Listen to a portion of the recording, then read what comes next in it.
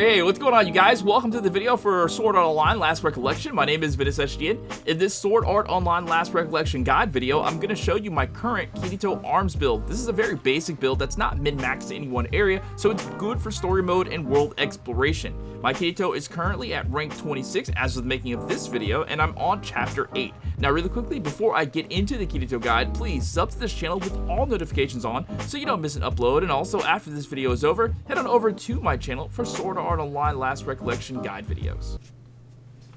Alright, so this is the equipment that I have on my Kirito at current. So I'll take a look at the equipment and gear first. I've got him on dual wield, so he's got the Evil Slayer and the Moonlit Sword. The Evil Slayer's got 424 attack, and the Moonlit Sword 425 attack. The Evil Slayer has this extra skill attached to it, the Infernal Possession. Wreak havoc as if possessed by a demon, increases attack at the expense of lowered max HP. I tried it, I wasn't too impressed with it. Over on his equipment or accessories, we've got the Dreamweaving Garb, and this Dreamweaving Garb actually has a passive on it. You can tell the passives are green, and passives are things that just happen no matter what, as long as you have it on the character equipped. So this one's called Someone's Recollection. The Remnant Will of one with the desire to pass on their arts. Its power grants HP and SP absorption and increases skill activation speed on an emergency dodge. So activation effect, HP absorption 50. SP absorption plus 3, and then emergency dodge skill speed plus 10%. So you get skill speed plus 10% when you do an emergency dodge. And then I've got this, the Ashen Talisman. This is a really good accessory. It says mastering the way of the acrobat increases the number of moves you can string together, reduces Skill Connect X SP consumption, and increases the max Skill Connect X count. So on Skill Connect X, SP cost minus 5%, and then Skill Connect X maximum 1. And then my other accessory is going to be the Ring of Devotion, and this one has on the Wall of Tranquility. A portion of damage taken with this protective barrier is converted to healing energy, damage absorption plus 5%. So this is a skill that I could equip to him, but it's probably more suited towards like a Yuji or something like that. Alright, so over on the skill palette for my Kirito, right now I have him in arms mode. And if you don't know that you can change this, you can put him in arms, alliance, and invisible. I have him on arms mode because he gets an attack plus 10% and chain burst power plus 10%. So I like to have him there because I wanted to do as much damage as possible. So on the palette skills, and like I said in the Yu-Gi-Oh video, you're not limited to these 4 skills. You can pretty much have almost every skill in the game equipped on your character at some point or some fashion. Alright, so I got Fire Spark, chain burst power plus 10%. We've got Galvanize. Galvanize is a skill that every character you own should have on it at all times. SP recovery plus 100%, so you get full SP. We've got Brand of the Flower Blade, Chain Burst modifier plus 5%, and then Billion Blossom. I suggest having this character or this skill on all of your alliance characters. You ignore Skill Connect X fails, so you can always hit that Skill Connect. It has a very long cooldown time though, for 5 minutes. So for the sword skill rotations that I have on them, these are just the rotations that I use for Skill Connect X climb. If you haven't checked out my Skill Connect X climb video, definitely check that out. But I've got Nightmare Rain, Double Circular, Final Revolution, and then Starburst Stream. And then over on his finish arts, I have him with dual wielding Kirito FA. And then just for the finishing skills, Final Revolution, what's this one? Countless Spikes, and then this one is Black Howling Assault.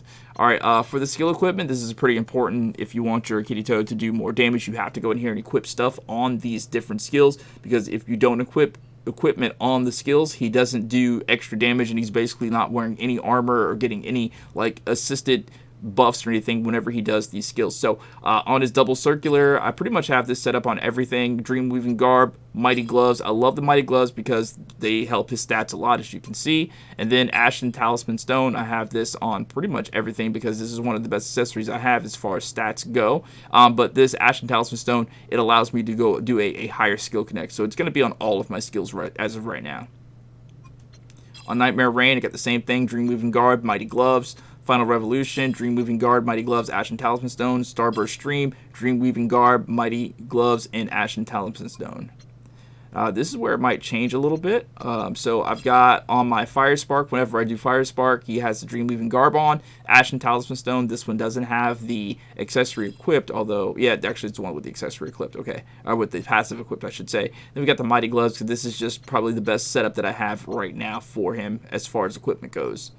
And then on Billion Blossom, it's going to be the same thing, except I have Poison Talisman Stone on this one. I'm pretty sure the Poison Talisman Stone, if you get the right one, it might have an extra passive, but that's an oversight. So I'm just going to go ahead and put the Ashen Talisman Stone there.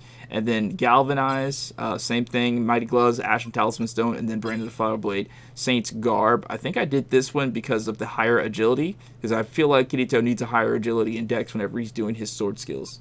Alright, so over on the tactical arts with Kirito, you don't really need to worry about this too much because Kirito is going to be in your direct control. But there are certain things that you should have on your Kirito that you can do it at all times. And then you do want stuff to happen sort of automatically. So I'll start with when HP is low. I kept this one because I just think this is super important. Whenever HP is low, I can just tell him to do this, or he does it on his own. So the arts that I have here is SP Charge. He gets 100 SP back. It's very quick, doesn't cost any SP to do it. I can always get that 100 SP. Then we go with Blessing of Paradise to recover 20% HP, and then Warrior's Care gets that HP regen, HP recovery, and the SP regen. I really like that skill. And then this one is super important too.